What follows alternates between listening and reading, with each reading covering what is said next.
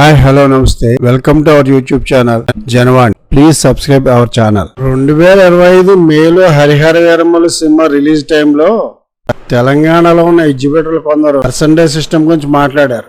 ఆ సమయంలో కొందరు ఆంధ్ర ఎగ్జిబిటర్లు కూడా గళం ఎత్తుకున్నారు. దానిపై AP deputy CM Pavan Kalyan ఆగ్రహం వ్యక్తం చేశారు. ఆ వెంటనే థియేటర్ల నిర్వహణ తీరుపై అధికారులు దాడులు నిర్వహించారు. ఈ మొత్తం వ్యవహారానికి మూలకారకుడిగా తూర్పుగోదావరి జిల్లా డిస్ట్రిబ్యూటర్ జనసేన నాయకుడు అనుశ్రీ సత్యనారాయణను పార్టీని సస్పెండ్ చేయడం జరిగింది. తర్వాత వీరమల్లు సినిమా రిలీజ్ వాయిదా పడి జూలైలో రిలీజ్ కావడం జరిగింది. పవన్ ఆగ్రహంతో ఉద్దేశపూర్వకంగా మెగా ఫ్యామిలీ చిత్రానికి నష్టం చేకూరుద్దామని రంగంలోకి దిగిన దిల్ రాజు సోదరుడు శిరీష్ లాంటి వారు జంకారు. ఇప్పుడు మళ్లీ మెగా ఫ్యామిలీ సినిమా పెద్ద రిలీజ్ టైంలో సమస్యను మళ్లీ తీసుకొచ్చారు.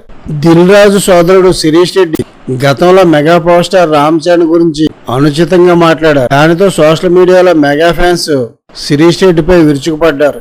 దెబ్బకి దిగొచ్చిన శిరీష్ రెడ్డి మెగా ఫ్యాన్స్ కి క్షమాపణలు చెప్పారు. ఇప్పుడు మళ్లీ మెగా ఫ్యామిలీ సినిమాపై విషం కక్కడానికి సిద్ధమయ్యారు. వ్యక్తిగతంగా గ్లిడ్జ్ మనసులో పెట్టుకుని ఇందులోకి యూనియన్లను లాగి డ్రామాలు ఆడుతున్నారు. తెలంగాణలో అసలు థియేటర్ల యజమానులు ఉన్నదే చాలా తక్కువ మంది. ఎన్నో ప్రయాసాలకు వచ్చి సినిమాపై ప్యాషన్తో థియేటర్లు నిర్వహించిన అసలు థియేటర్ల ఓనర్లు థియేటర్లను నడపలేక నష్టాలు పాలవుతుంటే వాళ్ళ దగ్గర కారు చౌకగా గ్రౌండ్ లీజుకి తీసుకున్న పెద్ద డిస్ట్రిబ్యూటర్లు దిల్ రాజు లాంటి 3-4 చేతుల్లో 90% థియేటర్లు ఉన్నాయి. ఇప్పుడు వీళ్లే పర్సంటేజ్ సిస్టమ్ కావాలని అడుగుతున్నారు. అది కూడా కేవలం పెద్దని దృష్టిలో పెట్టుకునే. పెద్ది లాంటి సినిమా కాకుండా చిన్న సినిమా లేదా మీడియం రేంజ్ సినిమా ఆడినా కూడా పర్సంటేజ్ గా ఆడితే ఎగ్జిబిటర్కే నష్టం. షోకి 100 టికెట్లు కూడా తగ్గవు. ఈ రోజే 4 షోలకు 60,000 గ్రాస్ వస్తే 10,000 ట్యాక్స్ పోతే 50,000 నెట్. అంటే థియేటర్ ఓనర్కి వచ్చేది 20,000. మొదటి రోజే 20,000 వస్తే రెండో రోజు నుంచి వచ్చేది చిల్లరే.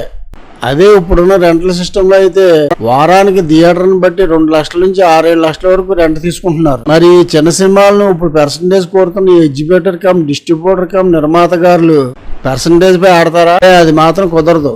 చిన్న సినిమాకి వచ్చిన కలెక్షన్ లో 40% తీసుకుని 60% నిర్మాతకి ఇవ్వమంటే వీళ్ళకి మనసు ఒప్పదు. చిన్న సినిమా నిర్మాత తన జేబులోంచి డబ్బులు తీసి రెంట్ రూపంలో వీళ్ళకి చెల్లించి కన్నీళ్లతో వెళ్ళిపోవాలి. ఈ సదరు దిల్ రాజు ఇప్పుడు పెద్ద సినిమాలు ఏవి తీయటం లేదు.